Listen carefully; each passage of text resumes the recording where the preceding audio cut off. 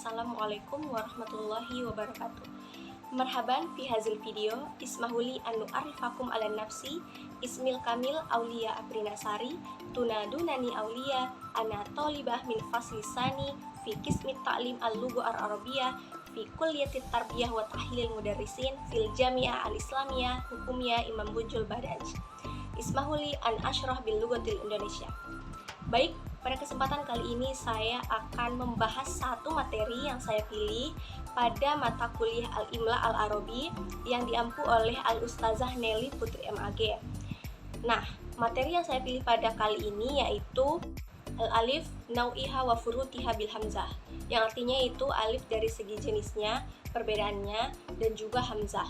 Yang pertama kita membahas mengenai al-alif huwa harful laisa lahu tabi'ah wa wazaifati iltalatul harful lati laha tabi'al fathu wa kazalika lima rafiqah hibral wawu wal mawjud fi nihayatil kalimat.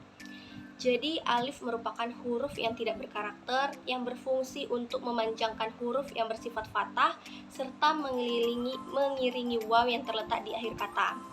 Jadi alif ini terbagi menjadi dua, yaitu yang pertama ada alif layyinah, yang kedua alif labisah. Yang pertama kita membahas mengenai alif layyinah.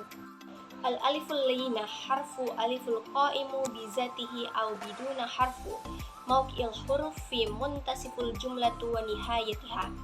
Jadi alif layyinah ini merupakan huruf alif yang berdiri sendiri atau tanpa harokat. Letak huruf tersebut berada di tengah dan di akhir kalimat. Untuk cara membaca alif ini yaitu sama dengan alif biasa yang menjadi harakat mat. Jadi alif layyinah ini tuh hanya berada di tengah dan berada di akhir kalimat. Jadi dia tidak terletak di awal kalimat. Selanjutnya yaitu bentuk alif layyinah dipengaruhi oleh asal kata. Alif layyinah termasuk dalam huruf ilat. Maksud dari huruf ilat ini yaitu huruf yang di dalamnya mengandung huruf alif, waw, dan ya.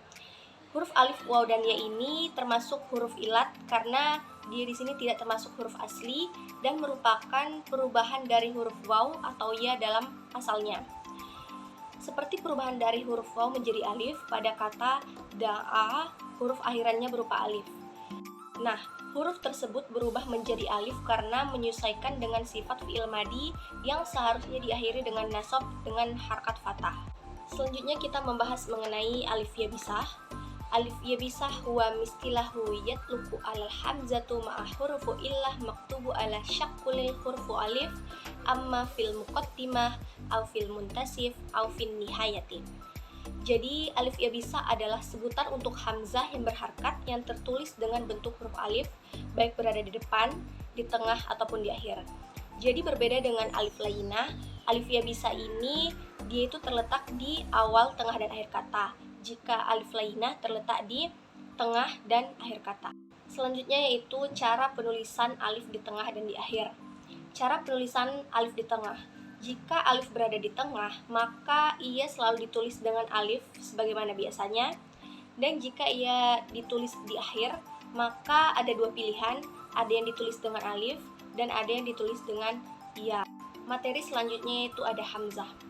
Hamzah adalah salah satu huruf yang melambangkan vokal a, i, u atau harokat. Hamzah terletak di awal, di tengah, dan di akhir.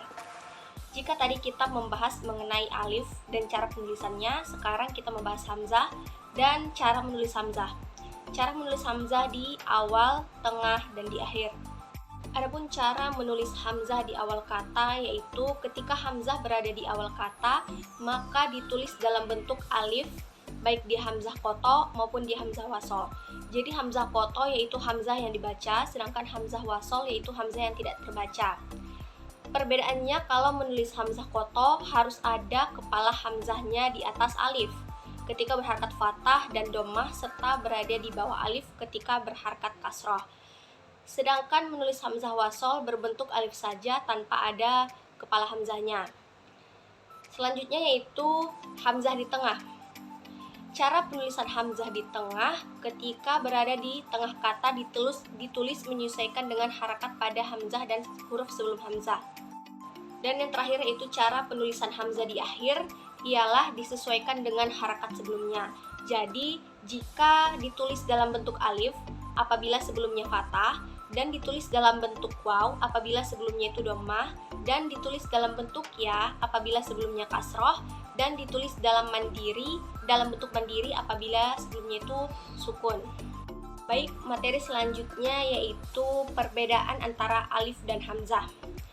Perbedaan yang pertama, kalau alif itu disebut sebagai huruf vokal, hamzah disebut sebagai huruf konsonan. Perbedaan yang kedua yaitu alif tidak menerima harkat dan berfungsi sebagai huruf mat. Kalau hamzah itu dia bisa menerima harkat. Perbedaan selanjutnya yaitu alif dari segi posisi berada di tengah dan di akhir kata. Contoh alif yang berada di tengah kata seperti asyababun dan kitabihi.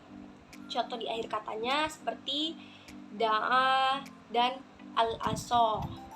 Sedangkan hamzah dari segi posisi berada di awal, tengah, dan akhir kata. Contoh di awal katanya seperti ahun, di tengah seperti kiroatun, dan di akhir kata seperti syai'in. Nah, perbedaan selanjutnya dari segi bentuk, alif hanya ada memiliki dua bentuk, yaitu alif maksurah dan alif mamdudah. Jikalau hamzah, dia juga memiliki dua bentuk, yaitu hamzah qot'i dan hamzah wasol. Jikalau alif, harkat sebelumnya itu pasti fathah. Kalau hamzah itu disebut huruf asli atau huruf mat. Perbedaan selanjutnya yaitu alif dari segi pembagian, ada alif layyinah dan alif yabisah seperti yang telah dijelaskan tadi.